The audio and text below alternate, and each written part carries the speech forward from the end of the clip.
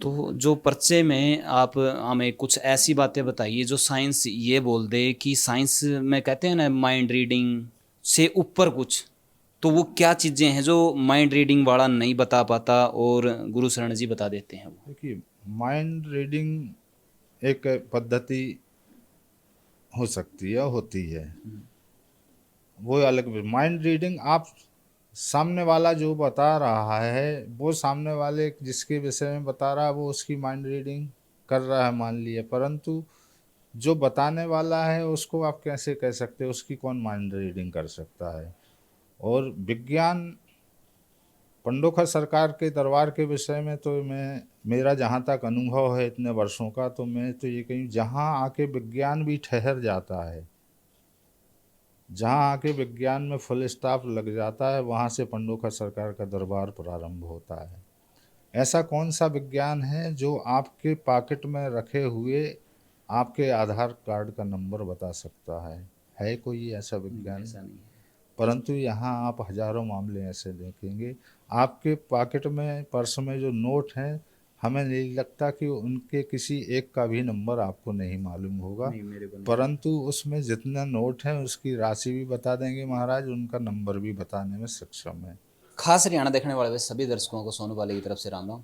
इस टाइम पे पंडोखर धाम सरकार जो धाम है उसके अंदर मौजूद हैं, और आपको भी पता है कि गुरु शरण जी जो पर्चा बनाते हैं, और बागेश्वर धाम में भी पर्चा बनाया जाता है। तो तमाम जो लोगों के सवाल हैं उन्हीं को लेकर हम यहाँ पर आए हैं। गुरु शरण जी का भी इंटरव्यू करने की कोशिश करेंगे और बहुत कुछ जानने की कोशिश भी करेंगे, क्योंकि कहीं ना कहीं बहुत सारे चैलेंज हमारे सामने आए हैं कि ये चीज़ें हो नहीं सकती, ये हो सकती हैं। फिलहाल हमारे साथ में मुकेश गुप्ता जी मौजूद हैं जो गुरु शरण जी के राइट हैंड माने जाते हैं, और बहुत सारे जो कॉन्सेप्ट हैं वो इनके यहाँ से होके गुजरते हैं। सबसे पहले स्वागत है जी आपका हमारे चैनल पर। आपके चैनल, खास हरियाणा के सभी दर्शकों को और आपको बहुत बहुत धन्यवाद। आपने पंडोखर धाम की महिमा के लिए लोगों तक पहुंचाने का अपने चैनल के माध्यम से प्रयास किया। मुकेश जी, सबसे बड़ी बात क्या है कि पहले लोग ये भी जानना चाहते होंगे कि पंडोखर धाम अस्तित्व में कैसे आया, इसका इतिहास कैसे है, क्योंकि सोशल मीडिया का जैसे ही चलन हुआ तो ये चीज़ें ज़्यादा निकल के सामने आई। लेकिन ये आज की तो बात नहीं होगी जो पंडोखर धाम को एकदम से थोड़ा सा हाईलाइट हुए हैं, तो थोड़ा सा निकल के सामने आए हैं। तो इसका जो बैकग्राउंड है, जो इसका इतिहास है, उसके बारे में थोड़ा सा एक बार आप ज़रूर बताइए। तो ये पंडोखर धाम तो बहुत ही प्राचीन तीर्थ क्षेत्र है। सोशल मीडिया का चलन तो आज कुछ वर्षों से हुआ है। जब सोशल मीडिया नहीं था, इलेक्ट्रॉनिक मीडिया भी इतना सक्रिय नहीं था, उससे पहले से भी यहाँ भक्त हजारों की संख्या में पूरे देश भर से, देश विदेश से लोग आते रहे हैं। ये भूमि बहुत पुरातन है। पांडवों ने अज्ञातवास का जब समय व्यतीत किया तो यहाँ भी कुछ समय उन्होंने छिपकर व्यतीत किया, चूँकि पांडवों के, ये तो द्वापर की घटना है, 5000 से भी ज़्यादा वर्ष पुरानी घटना है। तो पांडवों को जब अज्ञातवास हुआ तो उन्होंने, यहाँ भी ऐसी मान्यता है, जनश्रुति है कि यहाँ 5 दिन का समय उन्होंने व्यतीत किया पुष्पावती के तट पर। स्वाभाविक है उस समय यहाँ कोई आबादी नहीं होगी, बियाबान जंगल होगा, पुष्पावती के तट पर उन्होंने आश्रय लिया होगा। तो पांडव जहाँ जहाँ भी उन्होंने भ्रमण किया है अज्ञातवास के समय में, जहाँ भी रहे हैं, तो उन्होंने अपने दैनिक पूजा कर्म के लिए देव स्थापनाएँ भी की हैं। हमारे इस बुंदेलखंड क्षेत्र में अनेक ऐसे स्थान हैं जिनका पांडवों से जुड़ा हुआ इतिहास है। यहाँ पर जो हनुमान जी महाराज की प्रतिमा है, ये पांडवों के द्वारा स्थापित प्राचीन प्रतिमा है, उन्हीं के द्वारा प्राण प्रतिष्ठित प्रतिमा है, जिनकी महिमा है यहाँ। पूज्य गुरुजी महाराज ने इस स्थान की महिमा को पुनः उजागर किया। पंडोखर सरकार जो आप नाम सुनते हैं, ये पूज्य श्री गुरु शरण जी महाराज के द्वारा किया गया नामकरण है। और इस भूमि पर आने का महत्व है, इस भूमि पर अर्जी लगाने का महत्व है। पंडोखर सरकार के समक्ष भक्त अपनी जो भी दैहिक, दैविक, भौतिक जो भी इंसान के जीवन में समस्याएं होती हैं उसके लिए यहाँ अर्जी लगाते हैं। और फिर यहाँ पर 5 अमावस्या पेशी करते हैं, हाजिरी लगाते हैं। उससे सभी के काम होते हैं। इंसान के जीवन में जितने भी प्रकार की समस्याएं हैं, सभी समस्याओं का समाधान होता है। जैसे जिनके यहाँ संतान नहीं है, 20 साल हो गए, 25 साल हो गए विवाह को, तो ऐसा नहीं है कि 20-25 वर्ष विवाह के हो जाने के बाद दंपत्ति ने संतान प्राप्ति के लिए कुछ प्रयास नहीं किए होंगे। संतान के लिए सब कुछ करता है इंसान। चिकित्सा जगत में जो व्यवस्थाएं हैं, उन व्यवस्थाओं के तहत भी जाता है। चूँकि भारत आध्यात्म की भूमि है, देवी देवताओं के समक्ष भी मन्नत मनौती मांगता है आदमी। झाड़ फूक का भी युग है, उसका भी अपना महत्व है, उसका भी सहारा लेता है। तो सभी जगह से निराश हो जाने के बाद भी जब दंपत्ति यहाँ आता है, तो महाराज जी की सबसे बड़ी एक विशेषता ये है कि वो व्यक्ति से बिना पूछे उसकी समस्या और उसका समाधान का मार्ग बतलाते हैं। तो वो सारी चीज़ें बता देते हैं कि आपको विवाह को कितने वर्ष हुए हैं, आपकी शादी, यहाँ तक कि एक दूसरे का पति पत्नी का नाम भी बता देते हैं, विवाह कब हुआ उसकी सटीक तारीख भी बता देते हैं। सबसे बड़ी बात कि जब वो आशीर्वाद देते हैं और उन्होंने कह दिया कि फलानी तारीख में या फलाने सन में आपको संतान होगी, तो उसी समय वो संतान होती है। उन्होंने कह दिया कि आपको जुड़वा संतान होगी, तो जुड़वा ही संतान होगी। बस यहाँ पर पति पत्नी दोनों अमावस्या 6 अमावस्या लगातार यहाँ पेशी करते हैं, उससे 5 अमावस्या का यहाँ विधान हो जाता है। ऐसे हजारों मामले आते हैं जिनको कोई असाध्य रोग है, डॉक्टर भी उस रोग के विषय में सटीक जानकारी नहीं बता पाया, लाखों रुपए व्यक्ति ने इलाज, उसको उससे कोई राहत नहीं मिली। परंतु जब यहाँ आता है तो मालूम पड़ा कि महाराज जी ने जो बताया वो सबसे उलट ही था। उसको कोई रोग ही नहीं था, उसको कोई ऐसी असाध्य बीमारी ही नहीं थी, उसके लिए कोई बाधा थी। मान लो प्रेत बाधा है, भूत बाधा है या तंत्र बाधा है, तो इसका शिकार है। उसके तहत वो हजारों लाखों रुपए खर्च कर चुका, दर दर भटक चुका, राहत नहीं हो रही। यहाँ आके उसने अर्जी लगाई और 5 अमावस्या पेशी की, तो उससे उसको राहत हो गई। ऐसे हमारे हजारों युवा हैं जो पढ़ लिख कर रोजी रोजगार की तलाश में भटक रहे। आपके हरियाणा क्षेत्र के ही हजारों युवाओं को यहाँ से पूज्य महाराज जी के बताए अनुसार, उनके असर आशीर्वाद के अनुसार उनको रोज़गार मिला, किसी को शासकीय नौकरी मिली। ऐसे अनेक आईएएस आईपीएस अफसर हैं जो कभी यहाँ आके जो उन्होंने अर्जी लगाई थी, आज वो उस मुकाम पर पहुँच के उन्होंने महाराज जी का जो आशीर्वाद था वो फलीभूत हुआ उनको। ऐसे हजारों मामले आते हैं यहाँ केस मुकदमों से संबंधित। महाराज जी ने यदि उनको आशीर्वाद दे दिया तो उनके आशीर्वाद के अनुसार उसमें उनको सफलता प्राप्त हुई। तो महाराज जी की वाणी फलीभूत होती है और ये कृपा महाराज जी को बचपन से है। इससे पहले उनके परिवार पे भी ये कृपा रही।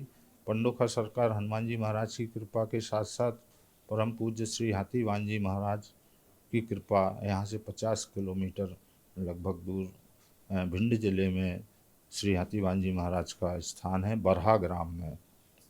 और बरहा ग्राम ही श्री गुरु शरण जी महाराज की जन्मभूमि रही है और जो उनकी कर्म भूमि पंडोखर धाम है।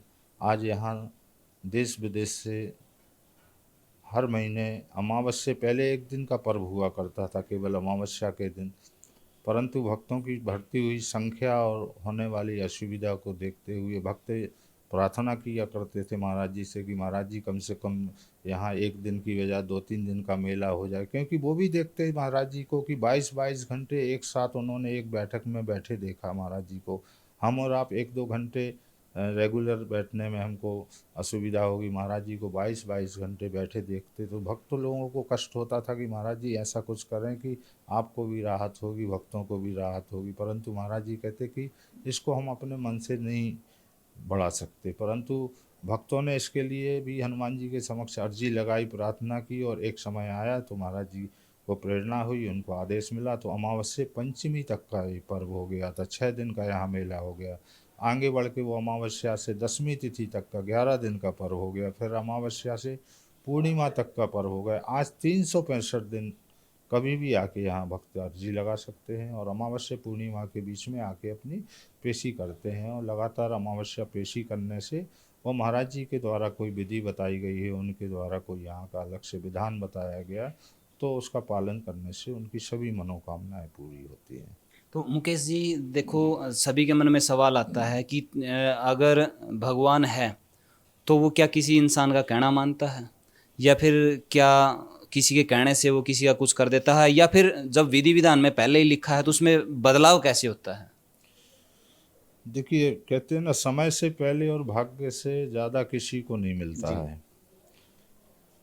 जब इंसान का समय आ जाता है, उसको रास्ता मिल जाता है, वो ऐसे संत की शरण में चला जाता है, ऐसे महापुरुष की शरण में चला जाता है, किसी संत की शरण में चला जाता है, और वो माध्यम बन जाता है। इतना है कि नर में ही नारायण का वास है, नर में ही नारायण का वास है, आत्मा ही परमात्मा है। परंतु ईश्वर भी किसी ना किसी को माध्यम तो बनाता है, उसको प्रेरणा देता है। जब समय आ जाता है तो ऐसी जगह पहुंच जाता है और ऐसी संत का आशीर्वाद, उसका मार्गदर्शन मिल जाता है। और साक्षात परमात्मा थे राम जी।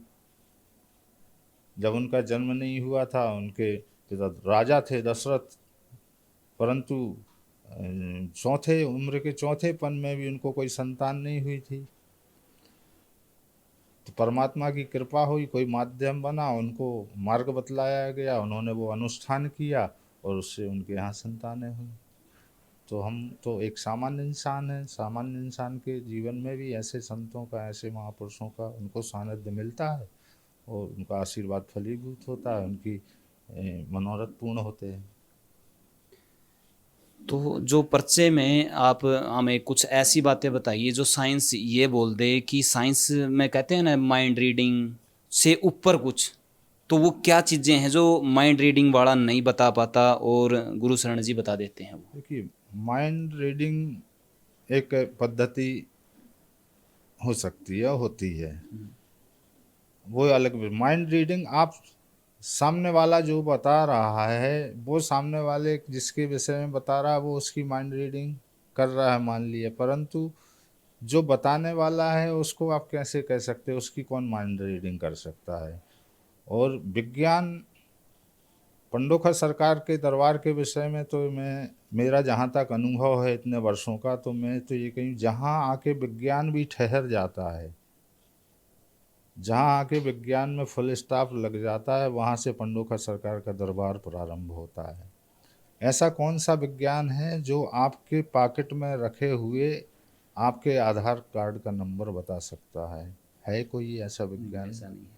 परंतु यहाँ आप हजारों मामले ऐसे देखेंगे, आपके पॉकेट में, पर्स में जो नोट हैं, हमें नहीं लगता कि उनके किसी एक का भी नंबर आपको नहीं मालूम होगा, नहीं, मेरे को नहीं। परंतु उसमें जितना नोट है उसकी राशि भी बता देंगे महाराज, उनका नंबर भी बताने में सक्षम है। ये एक साक्षात ईश्वरी कृपा है, उनकी प्रेरणा से, हनुमान जी महाराज की प्रेरणा से महाराज जी असंभव को संभव बनाने वाली शक्ति यहाँ विराजमान है। क्या बात है। तो बहुत सारे जो सवाल हैं वो मुकेश जी से हम नहीं करेंगे, सीधे गुरु जी से करेंगे, गुरु शरण जी से, क्योंकि जब हम आए हैं तो मिलके तो ज़रूर जाएंगे। और आपके लिए वो सवाल जो आपके हर कॉन्सेप्ट को, हर डाउट को दूर करने की कोशिश करेंगे, और आप भी शायद आश्चर्यचकित रह जाएं कि भाई इस तरह से साइंस पीछे कैसे रह जाती है और ये चीज़ें आगे कैसे चली गई। हम पाखंड के खिलाफ हैं, ये खुले शब्दों में मैं भी बोलता हूँ, और मैं कभी भी पाखंडवाद के समर्थन में नहीं रहा हूँ। जहाँ भी मेरे को पाखंड नज़र आवे है, मैं सामने वाले के मुंह पे भी बोल देता हूँ। जब मेरे को ये लग जावे भाई पाखंड नहीं है, वाकई में है, तो वही बात है, भगवान से ऊपर कुछ नहीं है, उसी की शरण में सब कुछ है। तो फिलहाल आपने मुकेश जियों की बातों से क्या कुछ लगता है वो नीचे कमेंट बॉक्स में आप ज़रूर बताइए। और आपको लगता है कि ये वीडियो दूसरों तक भी शेयर करनी चाहिए ताकि उनका भी कुछ काम बने और उनको भी इसके बारे में कुछ जानना चाहिए, तो आप इसे शेयर भी कर सकते हैं। मिलते हैं किसी नेक्स्ट वीडियो में, तब तक के लिए जय हिंद, वंदे मातरम, जय जवान जय किसान।